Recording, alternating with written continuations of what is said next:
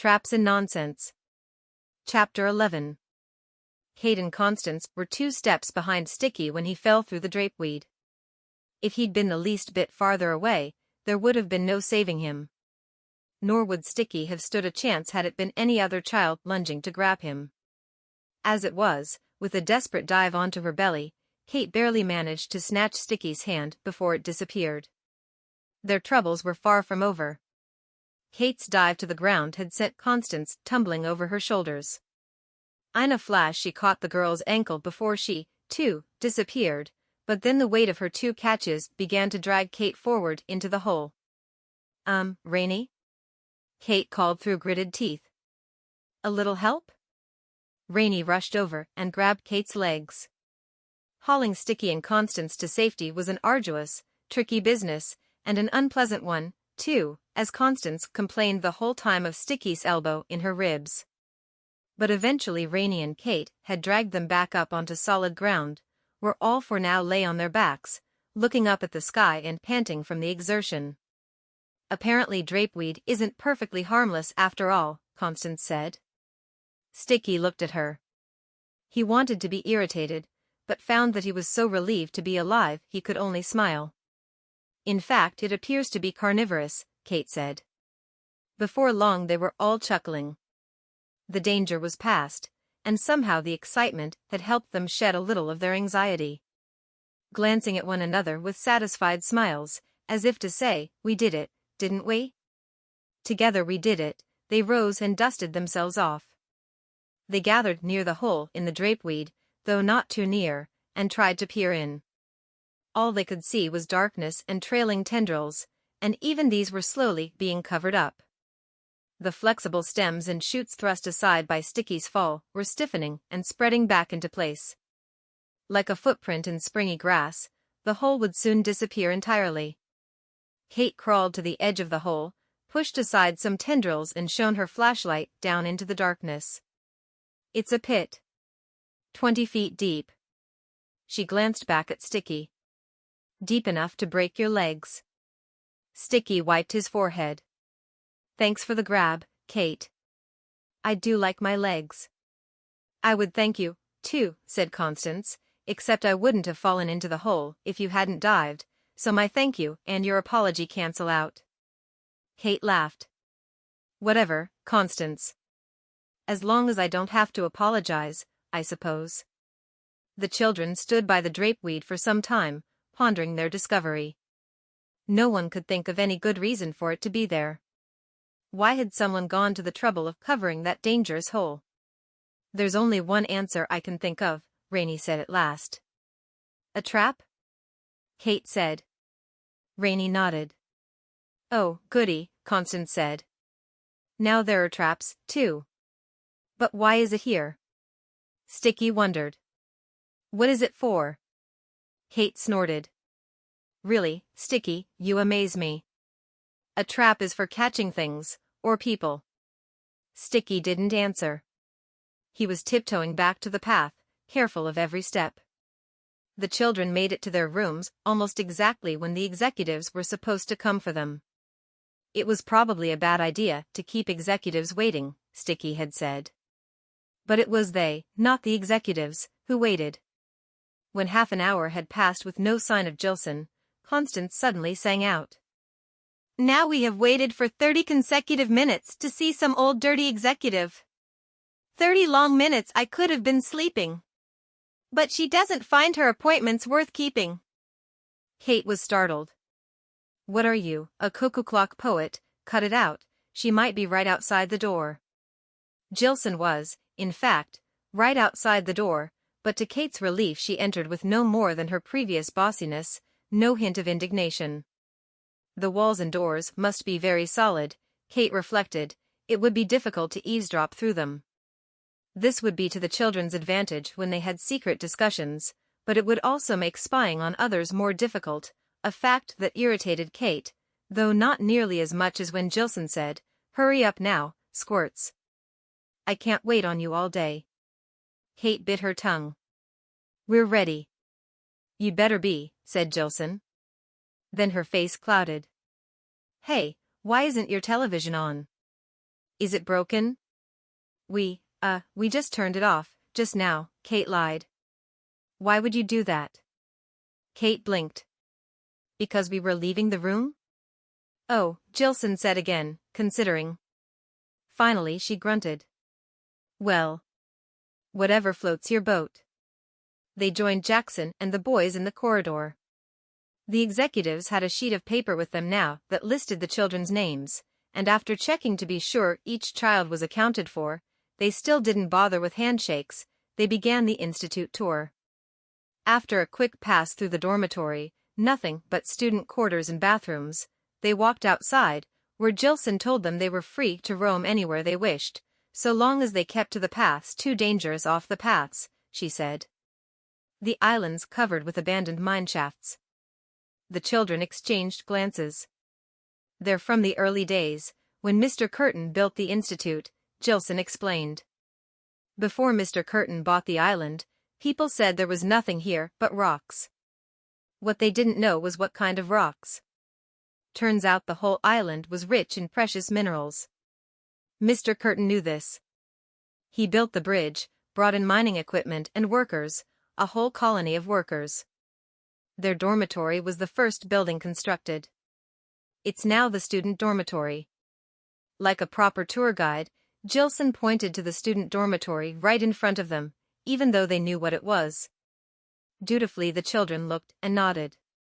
Mr. Curtin became one of the richest men in the world, Jilson went on with a proud smile. And can you guess how he used his wealth? Doubtful, Jackson murmured. He built the institute? Reynie offered. Jackson looked surprised. Exactly, said Jilson. A free school, as you know. Doesn't cost a dime to come here. All thanks to Mr. Curtin's generosity.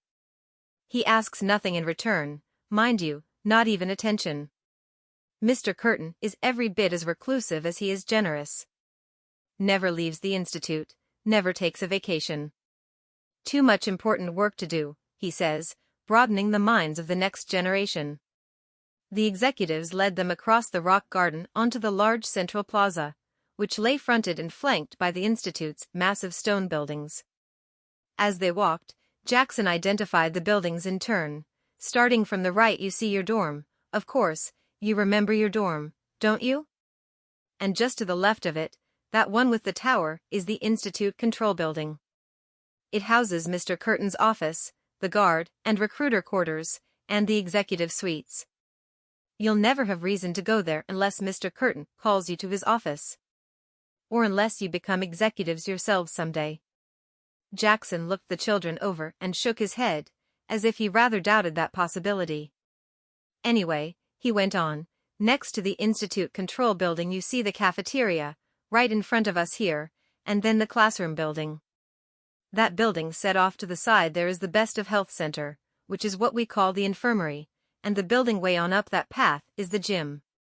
The gym is always open, except when it's closed. And there you have it. Those are all the institute buildings. What about that one? Reynie asked, pointing to a rooftop just visible over the classroom building. Jackson scowled. I was getting to that, Reynard. That's the helpers' barracks. You know what barracks are, right? It's where the helpers live. Helpers? Do you not have eyes? Jackson scoffed. Haven't you seen the grown-ups in white uniforms scuttling about, sweeping walkways and picking up trash and whatnot? Reynie nodded. He couldn't have known they were called helpers, of course, but he chose not to point this out. The helpers do the maintenance, Jilson explained, and the cleaning, the laundry, the cooking, all the unimportant tasks, you know. Now come along, squirts, and don't drag your feet. There's still a lot to see inside. The executives bustled them into the classroom building, which had seemed large enough from the outside but was perfectly enormous within. Brightly lit corridors branched out from the entrance in all directions. With Constance struggling to keep up, and looking very unhappy about it, the children were led down corridor after corridor. At last they stopped in one that was lined on both sides with classroom doors. Now, There are an awful lot of corridors in this building, said Jilson. And not just this building, Jackson put in. Some connect to the helpers' barracks and the cafeteria, which have their own corridors, obviously. Obviously, Jilson said. So the next thing you shrubs need to know is how to find your way around. Now don't fret. It seems confusing, but it isn't confusing. Which happens to be an important principle you'll learn here at the Institute. It isn't confusing, said Constance, who was turning round and round, clearly confused. Look beneath your feet, Jackson said. See that stripe of yellow tiles? Just keep to the corridors with yellow tiles on the floor and you can't get lost. Obediently, the children looked at the floor. Reynie had noticed the yellow tiles, but hadn't thought anything of them. He'd assumed they were decorative. He must remember not to assume anything about this place. Jilson put a finger to her lips and drew the children over to peek through the window of one of the doors. A gangly executive stood in front of about 30 attentive young students, leading them in a memorization exercise. The free market must always be completely free. The free market must be controlled in certain cases. The free market must be free enough to control its freedom in certain cases. The free market must have enough control to free itself in certain cases. The free market. What on earth are they talking about? Sticky asked. Oh, that's just the free market drill, said Jackson. Very basic stuff. You'll pick it up in no time. Sounds like nonsense to me, said Constance. On a certain level everything sounds like nonsense, doesn't it? Jilson said as they continued their tour. Precisely the kind of lesson you'll learn at the Institute. Take the word food, for example. Ask yourself, why do we call it that? It's an odd-sounding word, isn't it? Food. It could easily be considered nonsense. But in fact, it's extremely important. It's the essential stuff of life. It still sounds like nonsense, Constance muttered, and now I'm hungry. It wasn't just this talk of food that made Constance's mouth water, and the other children's, too, for that matter, but the smell of food as well. They were being led into the cafeteria now, a huge bright room crowded with tables, much like any other cafeteria, except for the smells. Drifting in the air were what seemed to be 1,000 delectable scents: grilled hot dogs, hamburgers, and vegetables, melted cheese, tomato sauce, garlic, sausage, fried fish, baked pies, cinnamon and sugar, apple tarts, and on and on. Beyond the empty tables, on the other side of a counter, they saw helpers scurrying about in the kitchen, half hidden behind clouds of steam and grill smoke. Kate had her nose in the air like a bloodhound. It smells like a bakery, a pizzeria, and a cookout all at once. That's another great thing about the Institute, said Jackson. The helpers prepare wonderful meals. You can eat anything you want, and as much as you want, too. Just go up and tell them what you'd like. Don't be offended if they don't say anything. Helpers aren't supposed to talk to you unless you ask them a question. Pretty soon you don't even notice them. I remember when I was a student, I liked to play tricks on them, nothing they could do about it, you see, because no rule said I couldn't. But now I hardly pay attention to them, except to keep them in line. It sounds like there are no rules here at all, Sticky said. That's true, George, said Jilson. Virtually none, in fact. You can wear whatever you want, just so long as you have on trousers, shoes, and a shirt. You can bathe as often as you like or not at all, provided you're clean every day in class. You can eat whatever and whenever you want, so long as it's during meal hours in the cafeteria. You're allowed to keep the lights on in your rooms as late as you wish until 10 o'clock each night.